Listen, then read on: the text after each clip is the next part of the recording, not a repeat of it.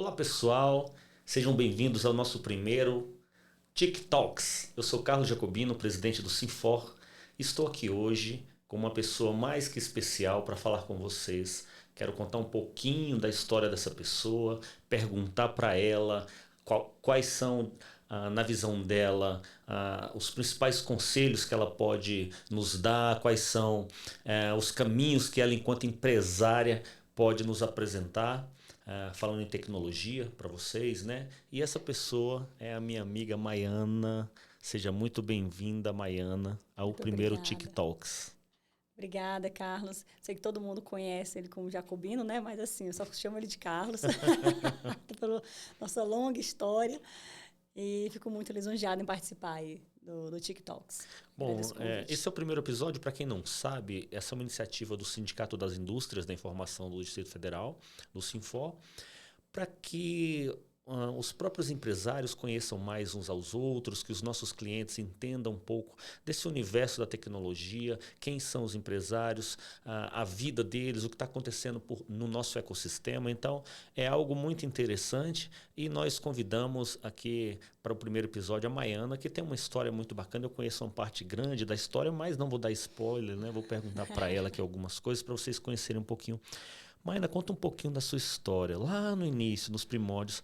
Quem é Maiana? De onde ela veio? Bom, eu sou a Maiana, né? Como já foi dito aqui. Sou originária da Bahia, né? Então, sou nascida e criada parcialmente na Bahia. Estou em Brasília há quase 24 anos, completo 24 anos de Brasília, então passei mais tempo da minha vida aqui do que na Bahia. Apesar de muita gente ainda me chamar de baiana, e obviamente sou, né? Mas assim, brincam que eu não perdi o sotaque. É a Maiana baiana, né? Sempre tem uma brincadeira, um trocadilho. Então, vim para Brasília para fazer faculdade e por aqui fiquei, né? De forma bem resumida, por aqui fiquei. Não tenho família primária aqui, né? Depois me casei, tive filhos e tudo mais. Então, construí uma família aqui. Atualmente, eu tenho aí, né, uma história na área de empreendedorismo e é sobre isso que a gente vai conversar aqui um pouquinho hoje, né? Então, eu sou formada em Relações Internacionais, pós-graduada em Gestão de Projetos e aí fui me enveredando para a área de tecnologia e foi a área, né, a área que eu me apaixonei e que eu tenho trabalhado, né, desde 2007 e tem sido a minha cachaça. Tá certo. Daqui a pouquinho nós vamos falar mais sobre a área de tecnologia, sobre a sua empresa, Caeduca, né? Mas eu quero extrair um pouquinho mais aí da sua história, né? Você nasceu na Bahia. Eu conheço um pouco da história dos seus pais.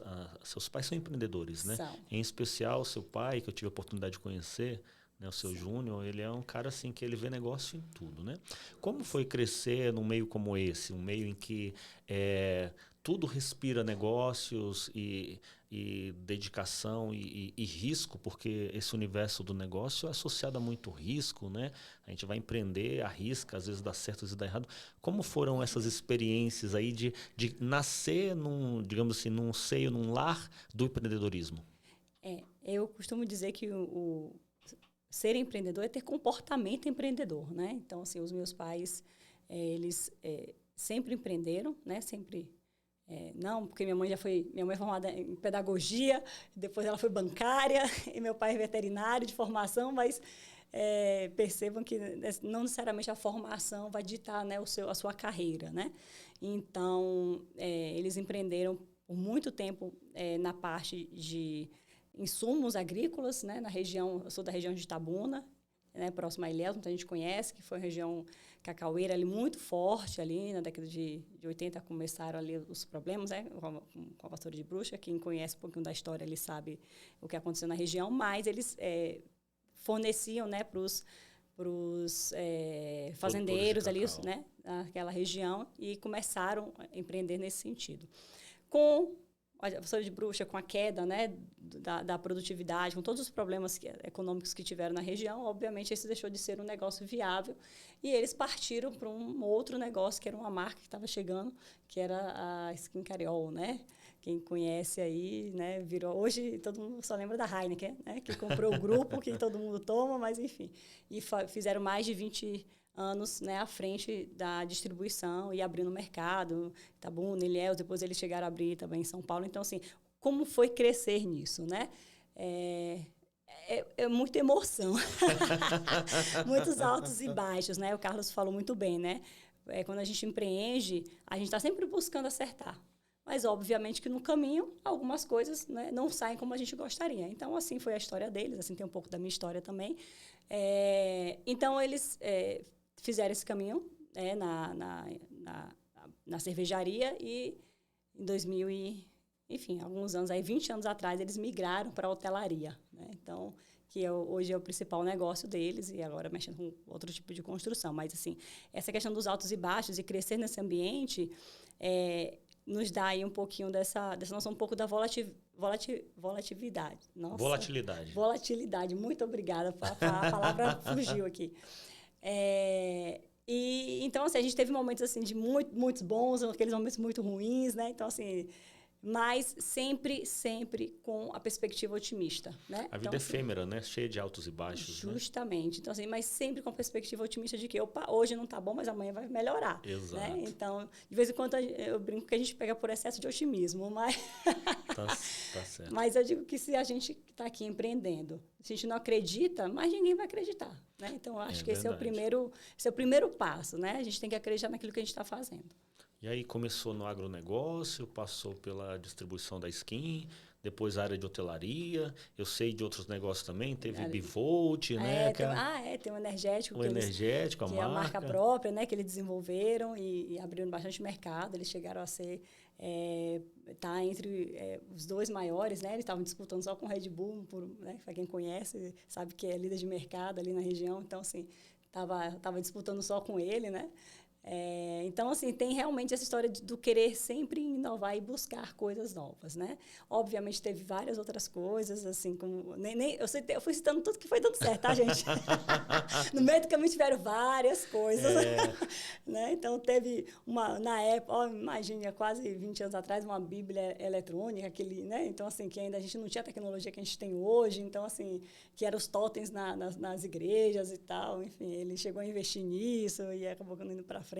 Mas, enfim, tem algumas, tem algumas histórias, né? Aí tem pelo muita caminho. Coisa. A vida do empreendedor é assim, né? Cheia de altos e baixos, né? A gente acaba, por muitas vezes, nos conectando com certas oportunidades e a gente acredita e faz o necessário, mas às vezes um negócio não der certo, não é nem tanto por sua incapacidade, às vezes porque, sei lá, o mercado não está pronto para aquele produto naquela época, Sim. né? Tem, por exemplo, a minha experiência na Inclusiva, né? A gente investiu mais de 10 milhões de reais e fechou o negócio. O produto não era muito avançado para o mercado, né? Mas vamos lá.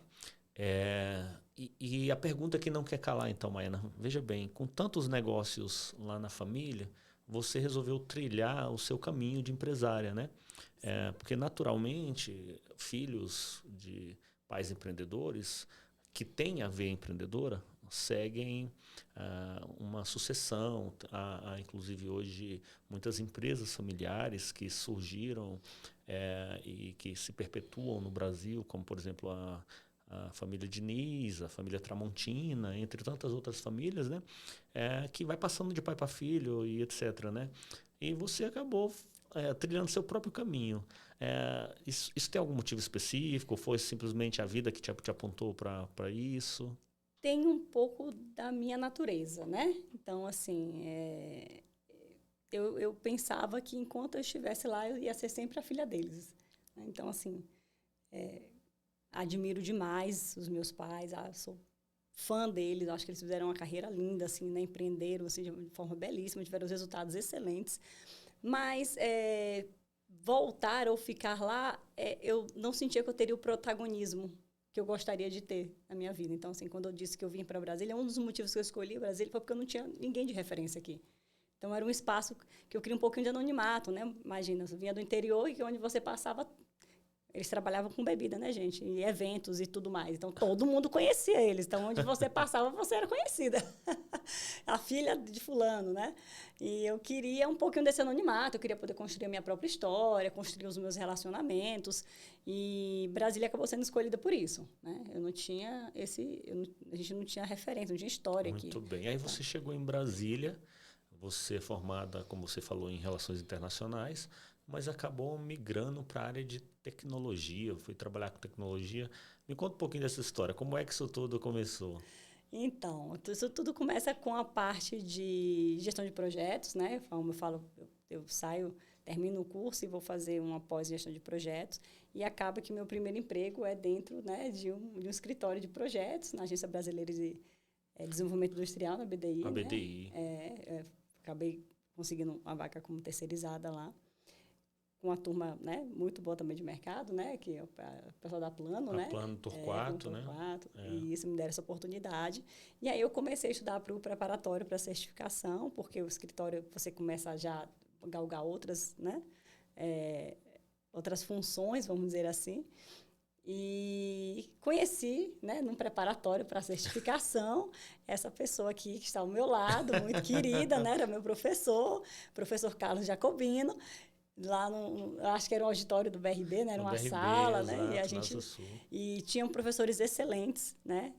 Durante o curso, mas alguns se destacavam mais. E o Carlos era um deles, né? Então, olha ela puxando o saco aí, viu, gente? não, mas falei, cara, esse cara, né? Esse jeito acelerado, né? Era assim em sala de aula também. E eu também ávida ali para fazer a prova, para, enfim, né? Fazer a certificação. A gente acabou se conectando, né? Então, eu nunca esqueço que se tiver uma pergunta, e aí você falou, quem fizer a pergunta, esse para mim foi icônico, quem fizer responder essa minha pergunta vai ganhar uma bolsa lá na Intellit, né? Exato, que já existia exato, e tudo mais, treinamento. Coisa do destino, né? Onde eu me conectei com a Maiana, onde a gente se conheceu, né? E aquele dia não era para eu dar aula, faltou um professor.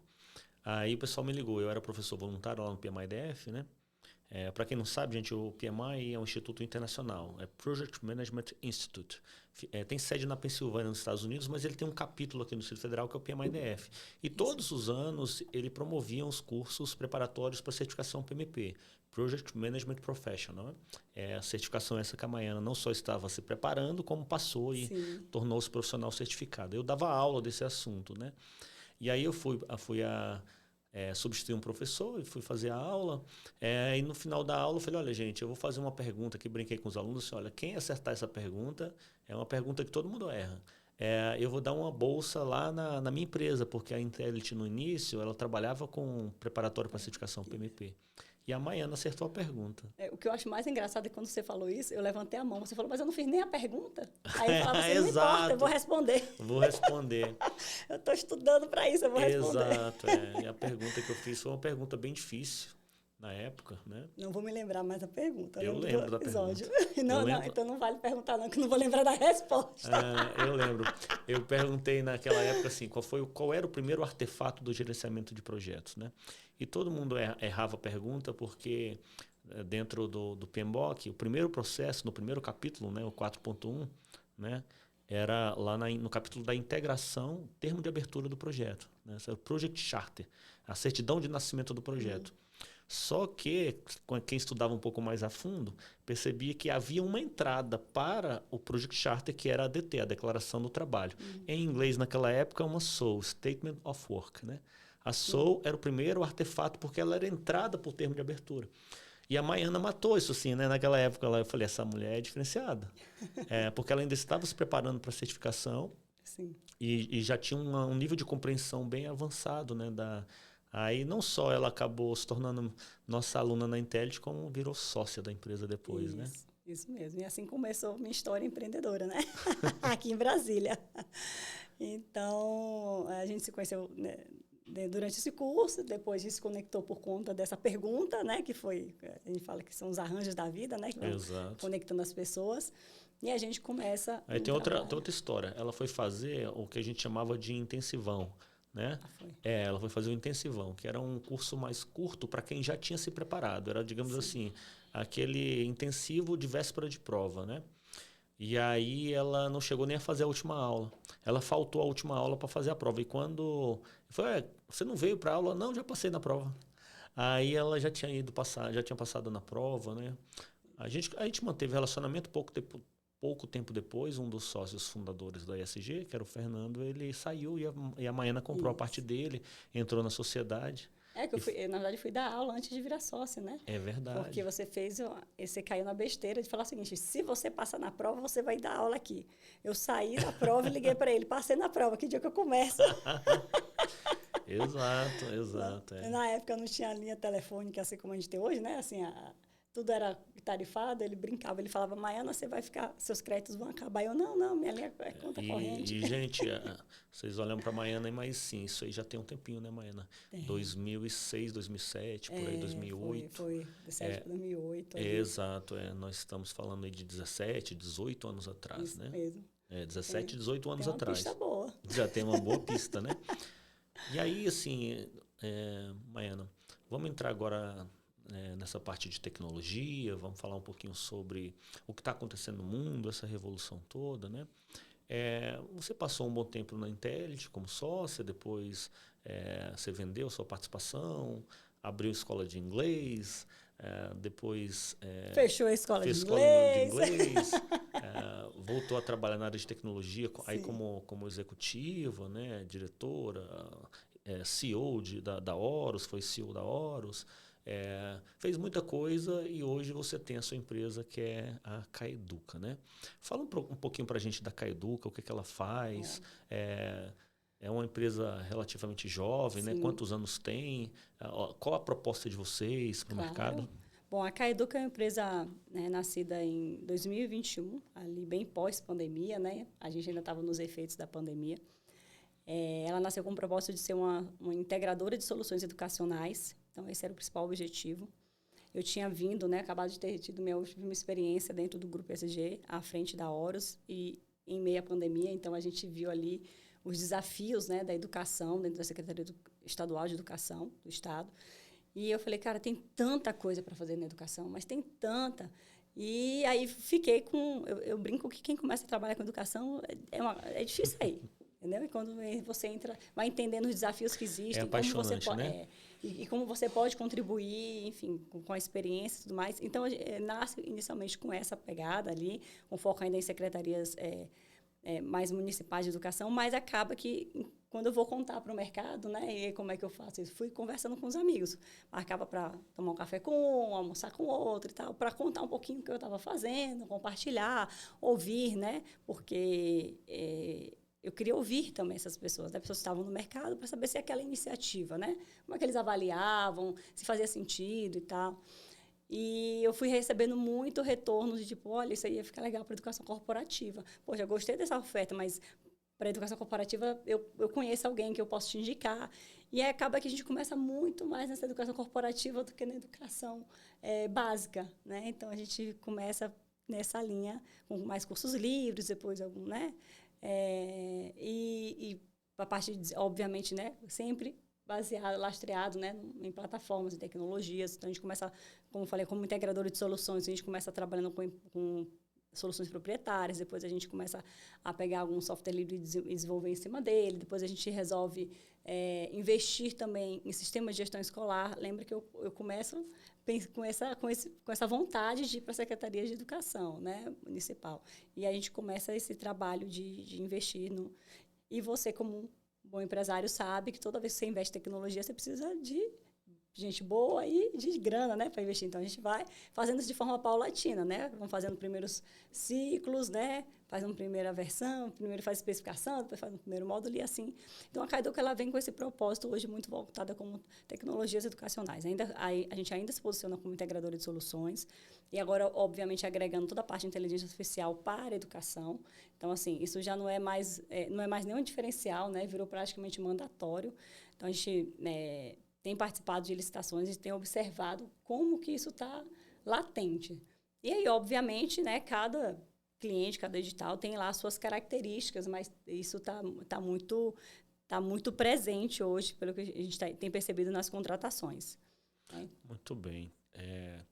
A inteligência artificial ela entrou em todas as áreas. Na área de educação, nós estamos vivendo aí alguns debates bem acalorados, né? e apaixonados. Tem gente 100% a favor, tem gente 100% contra, né? E há, digamos, aqueles que são mais virtuosos, né? Na lógica aristotélica, né? Que Aristóteles disse que a virtude está no meio, né? Quando eu falo pessoas mais virtuosas, sob essa ótica, eu estou falando de pessoas mais ponderadas, né? Que entendem que há malefícios se mal utilizado e também alguns benefícios e até, digamos assim, algumas condições inevitáveis, né? Dado um novo contexto. Tem alguns exemplos aí já de estados que já têm a inteligência artificial como disciplina obrigatória, né, no Brasil hoje. Eu queria saber a sua opinião.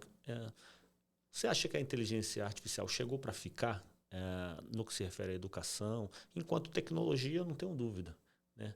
Mas na educação, por que eu te pergunto isso? A gente olha situações como, por exemplo, a Finlândia, que é uma das melhores educações do mundo, foi o primeiro país do mundo a tirar os livros físicos e colocar os tablets, né? E agora tirou os tablets por conta do efeito tela, né? Então, esse mundo é muito efêmero, muito maluco, fica dando voltas, né? Na sua opinião, a inteligência artificial chegou para ficar? Eu acredito que ela chegou para ficar e ela já está se estabelecendo. Eu acho que ainda falta muito para todos nós ali, é um conhecimento mais aprofundado das capacidades dela, né? E de usá-la de forma adequada. Então, tem muita gente que fala assim, não, nossa, não, já uso IA, uso super. Usa a IA como usa o Google, entendeu? Então, assim, então a gente precisa aprofundar esse conhecimento e eu acredito que para a educação vai ser o mesmo. Então, assim, lembra, você acabou de falar de ser, né, de ser ponderado, virtuoso, né? Então, você pegar toda uma rede de ensino e você tirar os livros e traduzir tudo em tablet, eu acho que aí você vai para o excesso, né? Exato. Então, assim, eu não sou a favor da gente digitalizar nesse ponto, né? Porque a criança chega a um ponto que a criança que não aprende a segurar um lápis e uma caneta, ela não, entendeu? Ela não vai conseguir assinar o próprio nome, né? Enfim. Então, tem algumas coisas aí que eu acho que a gente precisa desse equilíbrio. Eu acho que sim, tem que ter a disciplina, né? Então, assim, imagina, você tem um currículo com N disciplinas, tem linguagens, tem português, matemática, você tem ciências e tal. E aí você tem inteligência artificial, né? Então, ela compõe, ela é uma parte do todo. Ela não é o todo, né? Então, assim, esse eu acho que é o nosso grande desafio, né? A gente não achar que a gente vai substituir os livros só por tela, né? E achar que a inteligência artificial ela vai resolver todos os problemas da educação. Ela não vai resolver. Ela não vai resolver. A gente tem problemas muito estruturais, né? Perfeito. Então, a gente tem outras questões para resolver, né? Aí dentro como sociedade, né? Então, mas eu acredito sim que ela vem para ficar, mas é que ela vai sofrer adaptações, sabe? A gente vai aprender cada vez mais com a melhor forma de utilizar, o que cabe, o que não cabe, para poder a gente aproveitá-la, né? De forma mais produtiva, né? Para os alunos, para os professores, porque ela é uma ferramenta de trabalho, né? Perfeito. Perfeito. Aí você tocou num ponto fantástico em relação a questões estruturantes, né? Eu me recordo um pouco lá, também voltando lá no BMI, né, sobre Maslow, hierarquia das necessidades, né? O que motiva as pessoas, né? Quando algumas questões da base da pirâmide não estão resolvidas, eu digo questões de natureza fisiológica, alimentação, vestuário, moradia principalmente, né? A pessoa não tem o que comer, não tem o que vestir, não tem um teto, nada vai motivá-la a ter uma boa educação. São raríssimos os casos de uma pessoa que está numa situação de vida realmente complexa que consegue ter um bom desempenho acadêmico e educacional, porque essa pessoa usa o seu tempo de uma forma inevitável, né, e instintiva para suprir as suas necessidades básicas e da sua família. Abandona os estudos cedo, né? Então é uma questão muito complexa. Mas encaminhando para o encerramento aqui do nosso primeiro episódio do TikToks, né? Você como empresária que já tem, sei lá, seus 20 anos de carreira, só que eu te conheço já são 17, 18 e você já trabalhava antes de eu te conhecer, então assim, para mais de 20 anos de carreira, eu gostaria de colher aqui alguns conselhos, algumas dicas que você pode dar, tanto para quem está empreendendo, está começando agora, porque o nosso público, né, tem públicos aqui no Sinfor de startups, jovens que estão empreendendo, e até mesmo para grandes empresários, porque, afinal de contas, ninguém sabe tanto que não possa aprender, né? E seguramente, ao longo dos seus mais de 20 anos de carreira, você acumulou algumas experiências. Se você pudesse dar uma ou mais dicas, aí fique à vontade, o que você diria para os nossos assinantes aqui do nosso canal? Bom, para começar, né, persistência. Persistência não é teimosia, tá? Então, assim, façamos uma diferença, né, sobre isso. Então, persistência é você perceber que você tem progredido naquilo que você está fazendo. Então, você estabeleceu uma estratégia e você progride naquilo. O Carlos lembrou muito bem quando ele fala lá atrás, quando o Intelligent começou dando aula, né? E em determinado momento, entendeu-se que para crescer, escalar a empresa, precisava trabalhar com outras soluções, com tecnologia. Então, assim é no nosso negócio, né? No negócio de cada um de nós. Então, a gente precisa entender aquilo que faz mais sentido, né? Aquilo que o mercado está consumindo e a gente vai se adaptando. Falei que eu comecei a minha empresa focada exclusivamente, né, pensando em soluções para a Secretaria Municipal de Educação. Quando eu vou para o mercado e começo a falar dessas soluções, o mercado fala, opa, isso cabe muito bem para a educação corporativa. Eu podia ser teimosa e falar, não, cresci, né? Então, assim, provavelmente eu não estaria aqui contando a minha história da Caeduca, né? Porque até para esse processo de você trabalhar com o setor público, enfim, com o município, você precisa construir seus atestados, ganhar base de conhecimento ali, né, técnico e tudo mais. Então, assim, essa é a diferença da persistência e da teimosia. Então, eu persisti na Caeduca, persisto ainda, estou trabalhando para que ela possa crescer cada vez mais, a gente tem crescido ano a ano, mas eu não fui teimosa, né, nas linhas que a gente, que inicialmente pareciam ser mais interessantes, né? Ou, na verdade, era muito mais... E não tinha nenhum estudo tão aprofundado. Assim, eu tinha uma percepção de mercado. Então, assim, primeira coisa, persistência. Né? E manter o otimismo, porque vão ter dias bons e ruins. Hoje, eu vindo para cá, por acaso, estava escutando, não vou lembrar... Gente, eu não tenho a memória do Carlos Jacobino, né, que ele lembra assim, dos detalhes, mas eu estava escutando uma fala de um jogador que tinha perdido um jogo e o repórter fez a pergunta como ele estava se sentindo com o fracasso, né? E ele fala, fracasso? Não. Você está dizendo o quê? Eu passo o ano inteiro treinando, eu passo o ano inteiro trabalhando. Obviamente, estou buscando meu sucesso, mas alguém tem que ganhar, né? Eu já ganhei outras vezes. Então, assim... Claro. Então, aí ele dá... o próprio exemplo do Michael Jordan, né? Enfim, de 10 ligas, ele ganhou 6. Então, assim, e o resto ele perdeu, né? Foram 16, né? E foi o maior jogador então, de foi o maior basquete jogador. da história. Então, Exato, assim, cara, não tem como ganhar sempre. Vai ter dias bons e dias ruins. Às vezes você faz um plano para... Pô, estou aqui trabalhando e algumas coisas vão dar certo, outras vão dar, né? Não vão se concretizar naquele momento, né? Não vão nem dizer que vão dar errado, mas às vezes elas não vão se concretizar naquele momento. Então, assim, tenha otimismo, né? Então, não deixe com que aquilo que você sonhou não aconteceu no tempo que você gostaria, derrube ali as suas expectativas, né? A sua vontade de crescer. Então, assim, eu acredito que persistência, bom ânimo, né? E, obviamente, né? Você...